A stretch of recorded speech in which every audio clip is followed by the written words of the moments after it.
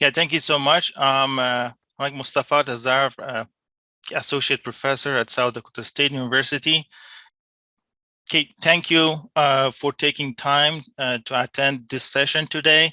I will be discussing if there's any way we can make our bridge columns repairable by having some of those components that are critical for seismic actions to be exposed and to be accessible and actually replaceable. And let me thank first my graduate student, Callan Hart and Ted Schurzes, who worked on the project over 2-3 years so far. And this is a still ongoing project. And also let me thank my sponsors, PCI, USDOT, and Gage Brothers and HRC and CMC, who provided material and technology to us to be able to perform this study. I will do a quick background and then we'll share with you what a repairable column is from my perspective. Someone else might have a different idea about it. And we came up with a few feasibility detailing that, or feasible detailing that someone might use or test, some findings from the experiments, and also some conclusions on what can be done in future. So let's get started with the background. And it's a slightly different background. Okay, I'm not sure about the latest cost, but Chevy Spark costs $12,000 and McLaren P1LM costs you around $20 million.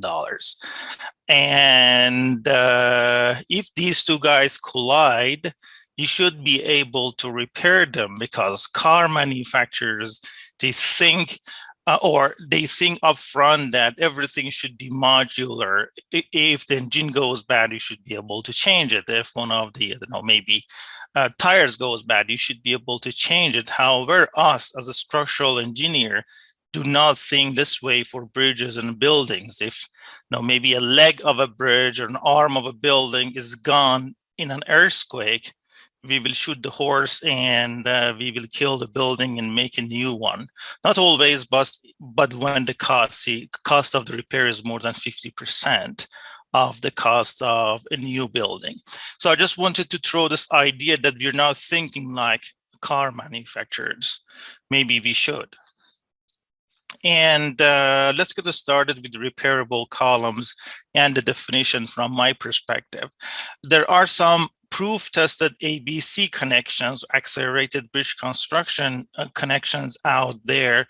For example, this famous socket connection which that we have your column precast, and there is a void in the pile shaft or footing, and then you fill the void with a grout.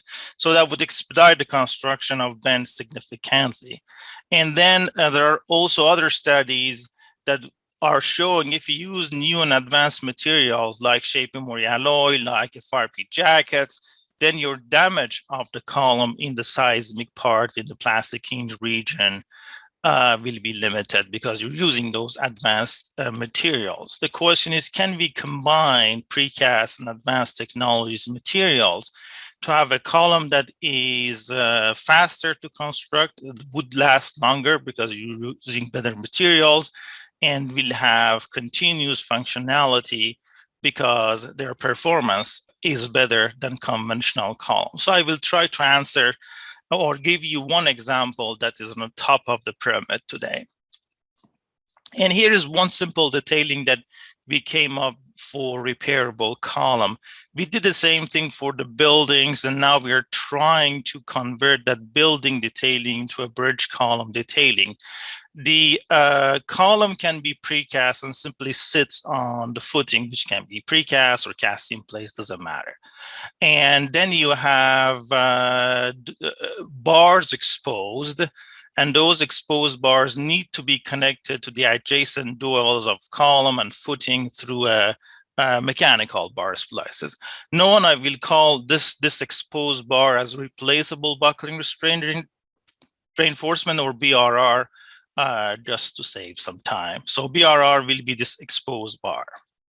So you may also use a shear key or shear pin here because the column is sitting on the footing. You need to transfer the plastic shear forces. So these guys can help you with the transfer of shear forces.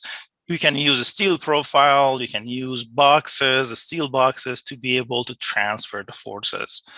And the next critical item will be how you are going to connect your BRR to the duals. There are multiple mechanical bar splices out there. Each has its pros and cons.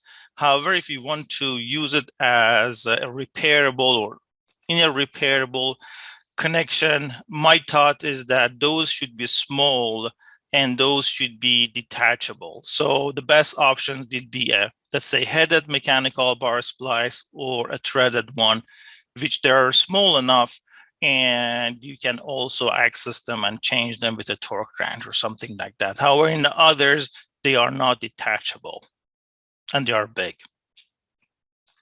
And the last piece is that BRR, buckling restraint reinforcement.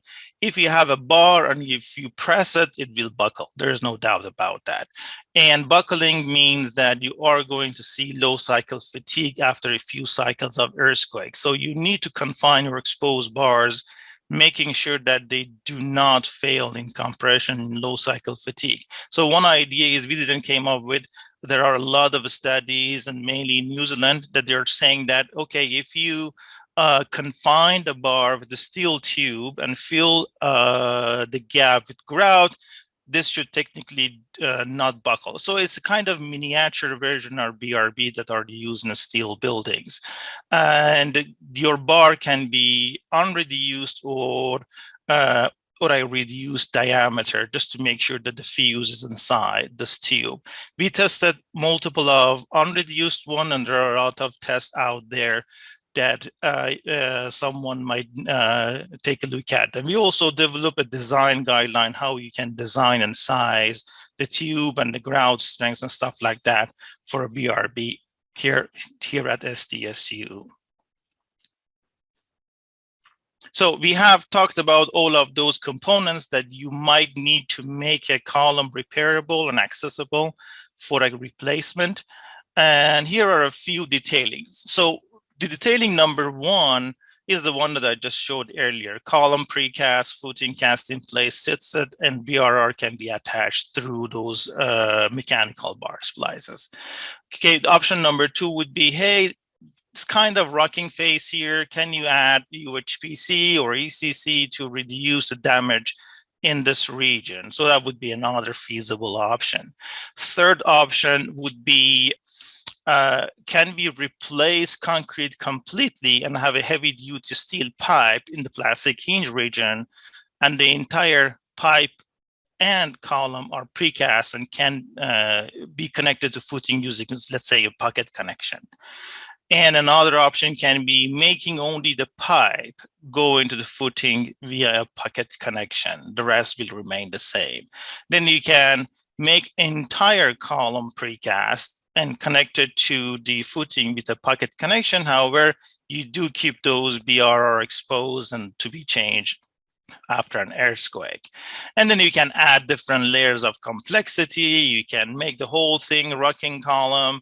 You can use different BRR like shape memory alloy. You can use steel tendons. So you can have multiple really detailing, but at the end we came up with 20 feasible ones and we wanted to rate them. Is there any way that you can say which one is the best, or at least to test the best ones for further study? So NCHRP 864 made a 14 parameter evaluation technique that you can go through and include displacements and damages and construction, let's say limitation, design limitation, and if there's a testing and stuff like that. You can do all of those 14 parameters included in the evaluation and came up with a 5-star base rating. 5 means that the column is perfect, and 1 or 0 means that the column is not perfect for seismic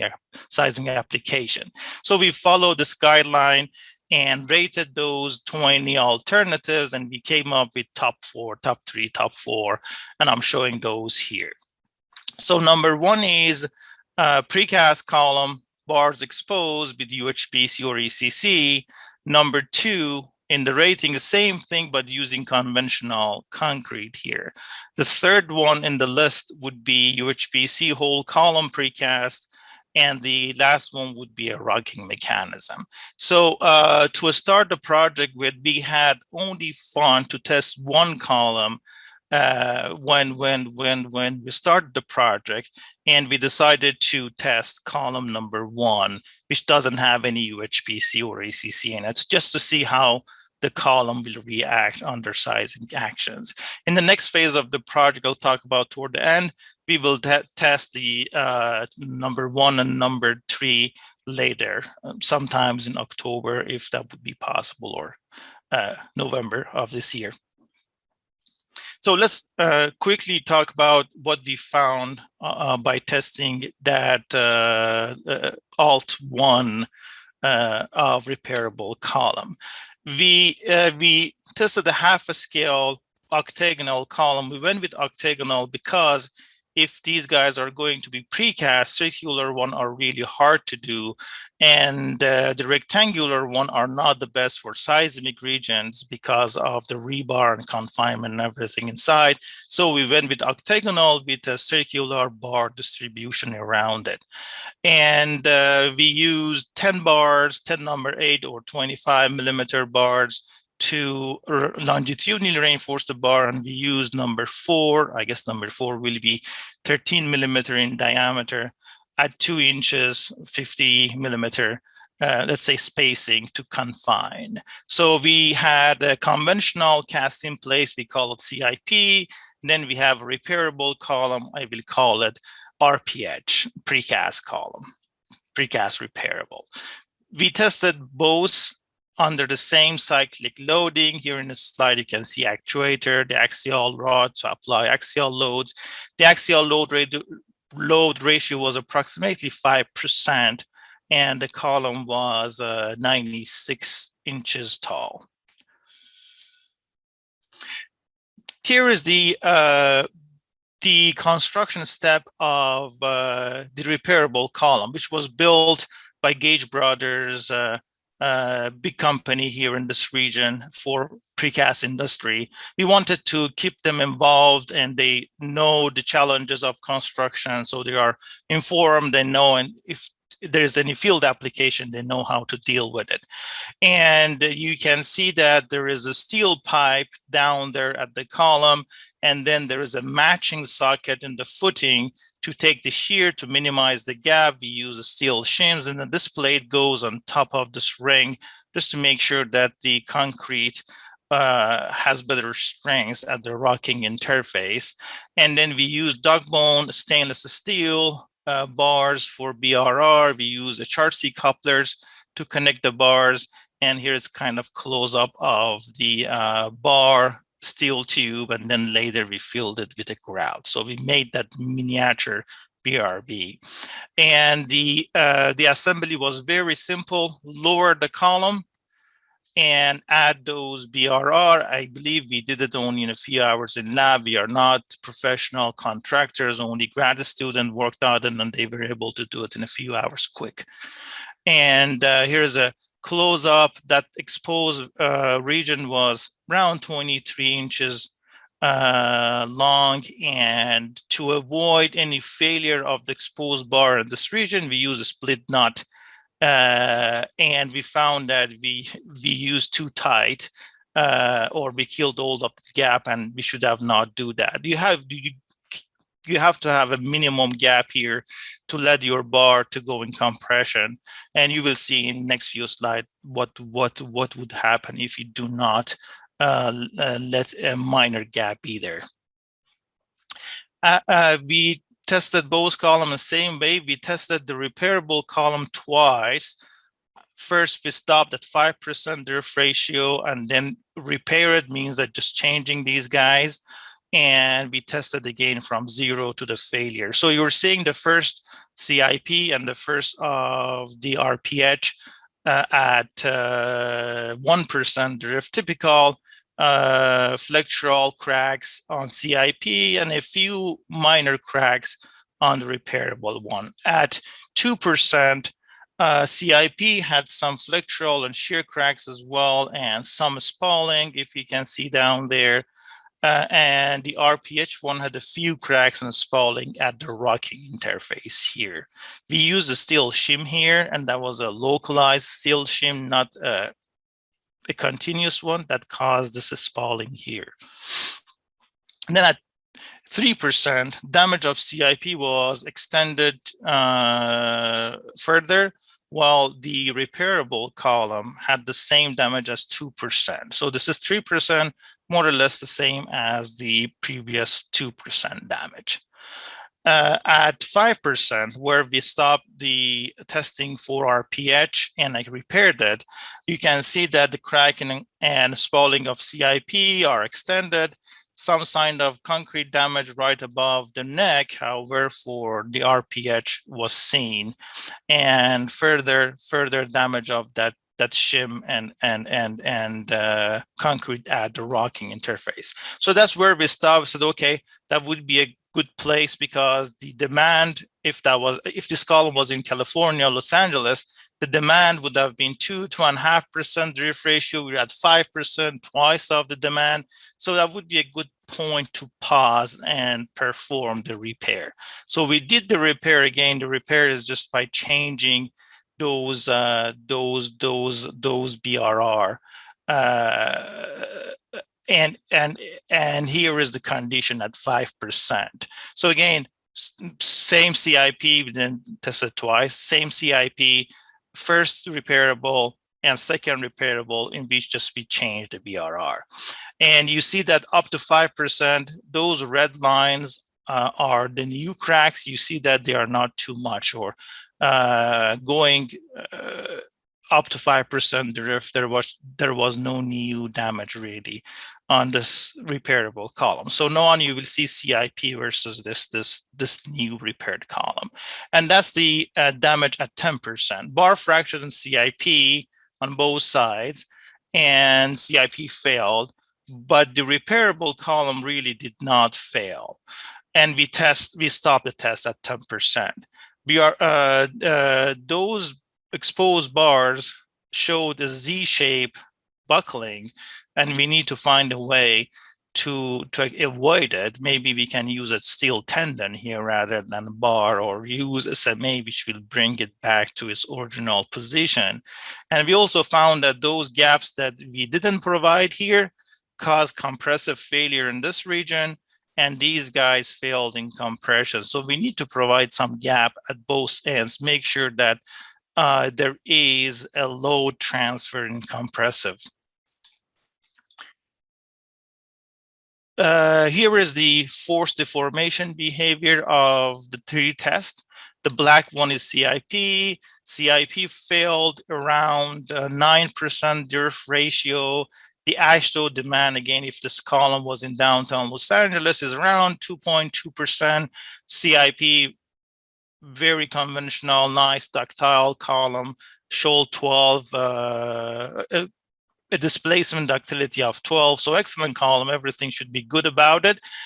The first BR or RPH test that we did, and we stopped at 5%.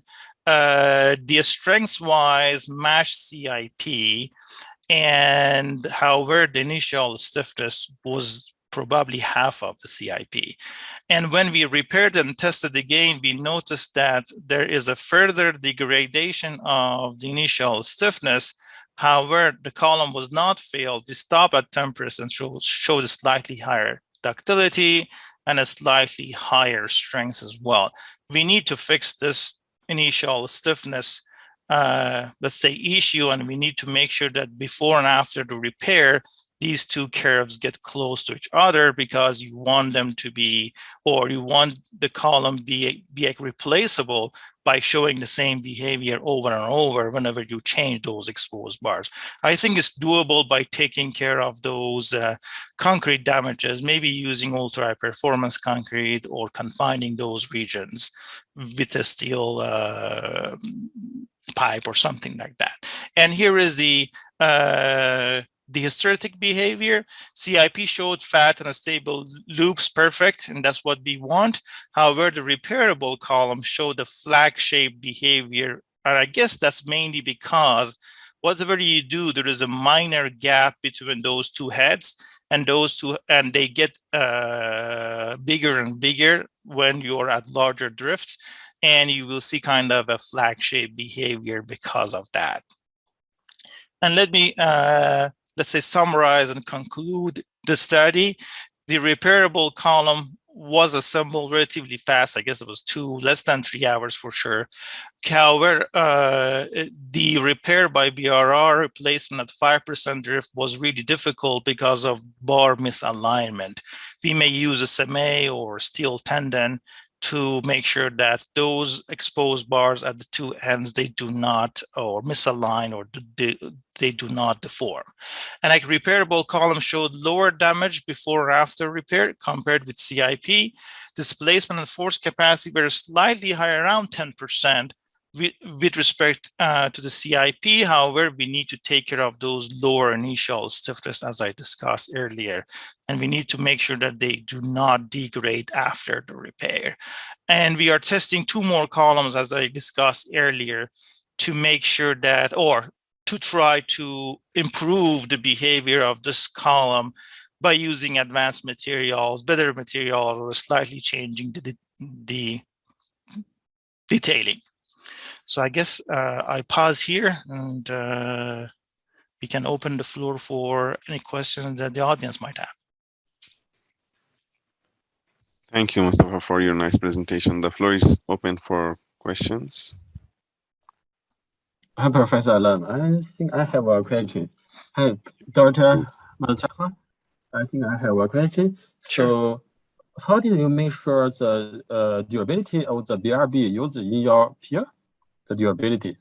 That's a perfect question. We thought about it because everything is exposed, then the durability is a big issue. We started testing with stainless steel bar, and in the next test, we will move that socket that you saw in the footing, because water can go in and in the winter gets frozen, then everything will be bad there.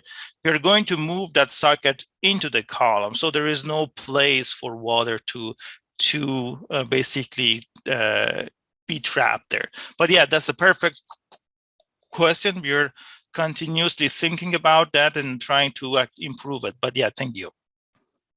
Sorry, I have a question to Dr. Tazarv. Thank you for the presentation, first of all. Sure. So once you re-repaired the specimens, did you have any residual displacement at the end of like 5% drift ratio or at the end of 12% drift ratio? Yes, there was some residual displacement, as you can see that gold line that would stop here. And that's another issue, because if the column doesn't go back to its original position, then your BRR, the new ones, they would not have the same lengths.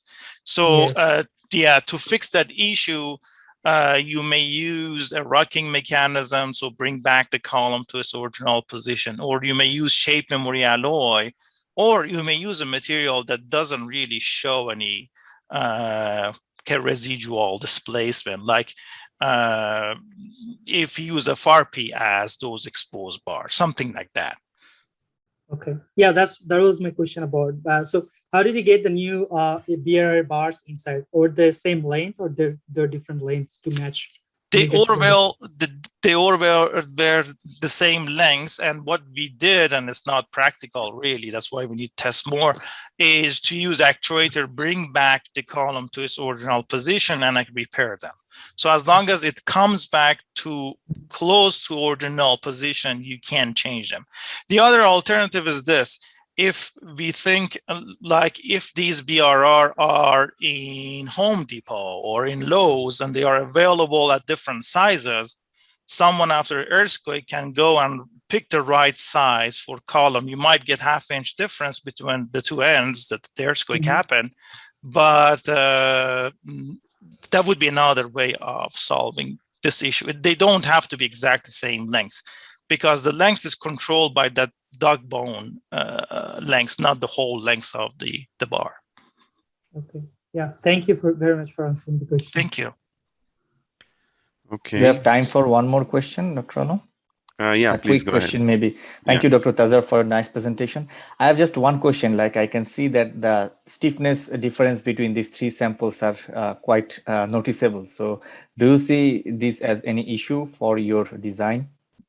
Not the gold one, because if your stiffness is smaller, then you end up larger seismic demand, and as long as your column can accommodate larger demands, you're good.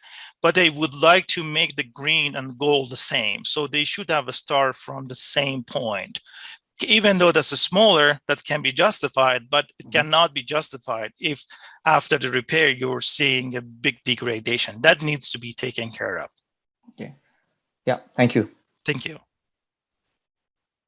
Okay. Thank you, Mostafa, again for your Thank nice you, Sharia. presentation.